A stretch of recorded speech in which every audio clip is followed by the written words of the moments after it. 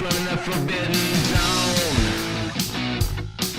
They were captured by the shrewdness of apes. But what the hell is the shrewdness of apes? And why is Taylor wearing a man frock and saying city looks like Fraggle Rock?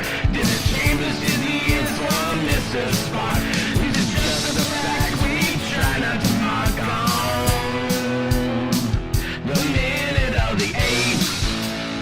The minute of the apes. The minute of the apes. The minute of the apes. Yeah! Hello and welcome to Minute of the Apes, the daily podcast where we break down every minute of the damn dirty Planet of the Apes movies 1 minute at a time. I'm your host, Todd. Across from me, I've got Richard and Sean. Yellow. Hey. How are you guys doing? All right. We are, this is the second day of this week, surviving the new year, We're getting drinking through it. beer, eating pizza, eating chocolate on chocolate. That's how you refer to it, right? Well, yes, we have the Hershey's Pizza Hut brownie things as dessert. It was one of those that It's a little much. we had to buy so much so that the pizza would be delivered, and they delivered this, and it's absolutely disgusting. So if you hear me retching at any point, just know that's a pretty dangerous thing from Pizza Hut. So we're still at Todd's house, so send help. Yes. Yeah, at least we're here and we can all crash The and rest have a of good this time. week, yes. So this minute 67 begins with Honorius. Honoris. Honorarius. Can I just say I'm ready for him to be gone? Yeah. The man which I'm ready for to be gone. He objects, and it ends with a warning being issued to Cornelius and Zira that they are in danger to their own careers. So, Sean, you got to count for us? Minute 67, we got 2 living humans, 2 confirmed dead, poor Dodge and Stewart, a shrewdness of apes, and a gaggle of humanoids. So just real quick, the orangutan that came in the room originally to drop in those bottles of wine or whatever those were, scrolls, that was Honoris. That was him. Okay. He wasn't named, but he did walk into the room first and kind of set that stuff down before he got named. So it's established that humans have no right under ape law. Yeah, Right. we're getting to animals versus human right here. Objection! The accused is indeed a man, therefore he has no rights under ape law. Then why the hell is he in there? Why? There If- at all, yeah. What's If, the whole exactly. purpose? if in our courts, if somebody's brought in to question, hang on, I hear my dog over there having a little drink. Hey. If you can hear that's not an ape in our room. It's a sweet little beagle. I can't believe how much beer you put down for her. You know, I mean, for him. She I drank that asked, whole beer. That's It was amazing. crazy. I asked you not to tease her about her beer habit, but if we have a case in court Yes. where it's somebody doing something, let's say with a group of they have horses that they've malnourished, we don't bring the horses into the To courtroom. testify. Why are they bringing the animal that has no rights in there? Because he can speak. But if if Mr. Ed all of a sudden showed up and you were trying to figure out animal rights for it, and it could speak, you might bring it into the courtroom. Okay, I that's an argument I can go with. So again, I bring this up because we're now getting deeper into this. I feel like either this trial is set up to give us an example of simian law, or it's set up to come after Zero or Cornelius, or something has happened outside of this courtroom that makes them need to put a kibosh on the situation. Otherwise, they would humans have. could potentially speak. Otherwise, they would have just killed him. Which I think it may be a little of both, because I can see Zayas thinking I have to do something to get rid of Taylor. Taylor is a threat Right. to our way of life, to the scientific beliefs that ape evolved from human. That terrifies him. He also has the religious beliefs that he doesn't want Taylor to impose upon. So is Zero protected by Maximus because he's the commissioner of animal affairs? Does he have to convince Maximus I don't know. of what's going on? I mean, why would... Zayas sounds kind of all-powerful. It feels like when you start thinking like that these titles and these thoughts aren't thought through by the true relationship. Hey, Maximus is related to Zero. Zero would be doing this. They'd be doing that. It is simply, I need a cool title that I'm the sounds like director they're of omnipresent whatever. over something. I'm the All right, president all or right, whatever. Fair enough. So after, Honora saying the accused is indeed a man, therefore he has no rights, the president actually turns to Zero. Well, Dr. Zero, is this a man or is he not? And Zera says, he's unlike any man you've ever seen, as we hope to prove. So we're moving a little further along with them not knowing why they're there to now knowing they have to defend the fact that Taylor is unique. Right. So it sounded like they went into the room not knowing what's going on, and now they do?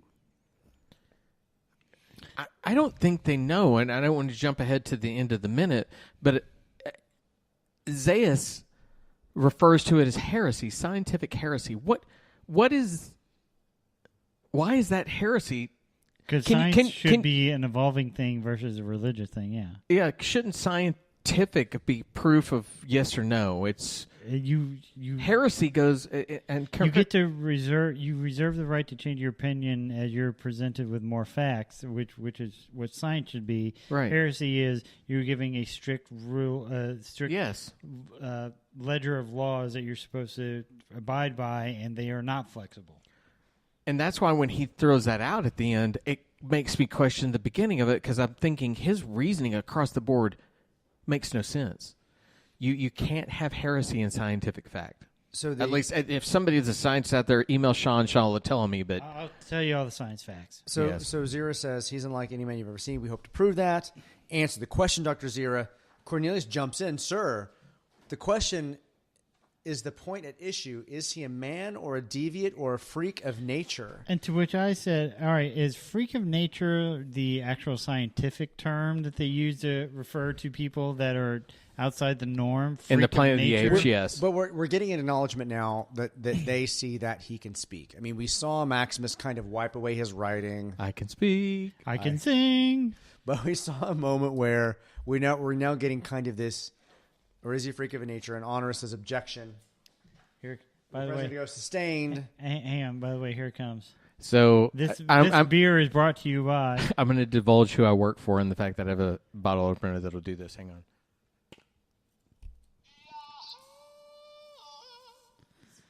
I feel so dirty. Richard, back to you. Okay, so the president says sustained. In all fairness, Dr. Zera, you must admit the accused is a non-ape and therefore has no rights under ape law.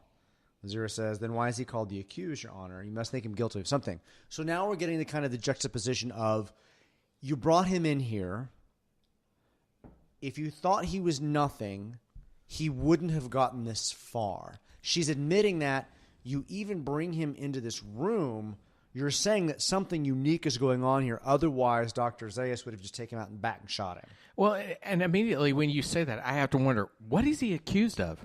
I don't know either. That he can speak, that he can reason. That he broke out of jail because he's intelligent? That he's an abomination? Okay, well, you can't really be pissed at me that I can do things that you don't think I should do. You can't accuse me of what I obviously can do. From being because elevated I can do it. than everybody else, yeah. Zaius says, this man is not being tried, he's being disposed of. It is scientific heresy that he is actually on trial here. So I'm wondering if everything that happened outside, if Dr. Zaius actually has any power in this situation or just influence. It sounds to me like this was brought to this moment maybe partially through his manipulation, but not necessarily of his own doing. Yeah. Because he admits right here he's not being tried, he's being disposed of. It's heresy that he's even on trial here. So something bigger is happening that Dr. Zaius can control. And it's very clear that Dr. Zaius wants Taylor gone.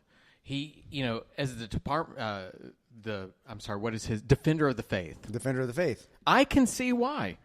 We talk about you can't commit heresy to scientific fact, but you can to religious dogmatic principles. Mm-hmm. If your principles are this, man was created by God, they went on. Then when you introduce the idea of dinosaurs, it blows apart that foundation. If you take that same kind of principle, those arguments we have in our own world, and you say that man can speak, it blows apart their idea that they were creating God's image. Suddenly, well, wait, hey, they can do this. So there is heresy that's going on. I can understand why he acts that way, being Zaius. I can see that. Now, I'm going to have fun, too, and say that Amazon's trivia gave me the weirdest trivia while I was watching this. What was it? Ingrid Bergman. Mm-hmm. was offered the role of Zira but turned it down, something she came to regret until she saw how the film turned out. Oh. She thought it would have been a great opportunity to play against her regal bearing, and also that she regretted the chance to not get to work with Charlton Heston. Huh. Wow. Yeah. There you go. That's besides the fact that that's interesting, it's also, as I was watching this, I was expecting the trivia that might come up. I was like, hey, oh, wait. It's just going to tell me who they thought should be cast. So it also tells you there's nothing here to talk about But she trivia-wise. regretted it once she saw the movie. Yeah, so it was only after the fact. So is that because she saw the script and she liked the stuff that we're discussing and breaking down in the script, and she was unhappy with the execution of the movie? I don't know.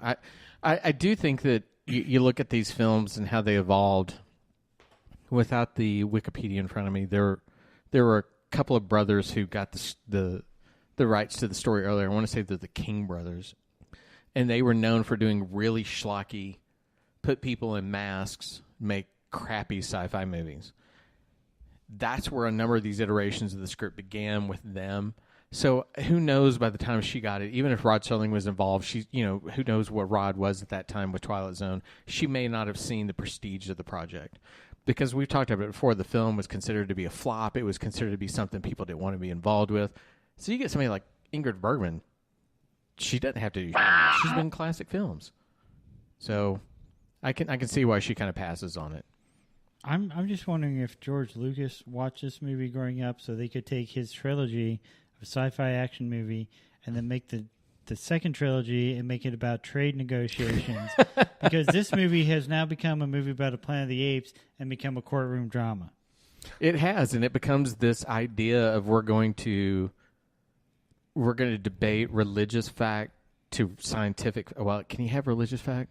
And I really mean that honestly. They talk about Defender of the Faith and all that kind of stuff, so there's some religion in it. So, all right. So Richard has enough. by the way, when Richard says all right, that's him telling us, okay, back on track. I'm going to shut it down now. No, Mike, okay, so we're in a courtroom situation. We're being challenged about whether he has any rights at all, but he's been given enough rights or providence to be in this room to begin with. Right. We have his two representatives, Zira and Cornelius, there. What does this say about that particular moment in 1969 about race relations? What does that tell you?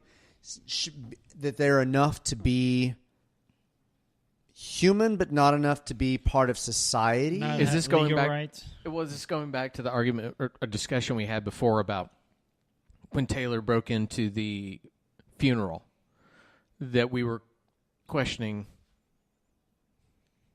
treating him like a beast? Right. What does that mean at the time? And so is it that same thing that right now, is he even human? And so is it saying that about race relations? Were African Americans at that time even human? Are they going so far as to question that? Correct. And you have somebody who is representing both science and religion coming in to say no, that he's not an ape. He's not part of our society. I mean, is this a question about whether man exists or man is a part of our society? How dangerous is it when the propaganda machine controls both the religion and the science? Oh, well, that's a personal question. Yes, it's very, So listen, very dangerous. whenever the government controls everything, man, what's going on with propaganda and the Fifth Estate and the Fifth Column? Come on, man. Well, what's going on? Zaius is beyond powerful. So are we going beyond what's on trial here instead of saying that it's Taylor, or what's on trial is Cornelius and Zira, but what's on trial is Ape-Manity? Ape-Manity. I do know what the name of this episode is, Ape-Manity. Ape-Manity. And we're going to make shirts out of Ape-Manity. But I mean, is that now what we're doing? We've put this context of a man outside using language. We've got hubbub happening outside in the city, right? And so Wait, now, hang on. Was hubbub also what was happening between Nova and Taylor in the cuddle session? hubba. Propaganda. But now we're moving into the point that what's on trial isn't necessarily Taylor. Right. It's what he represents and what it means to be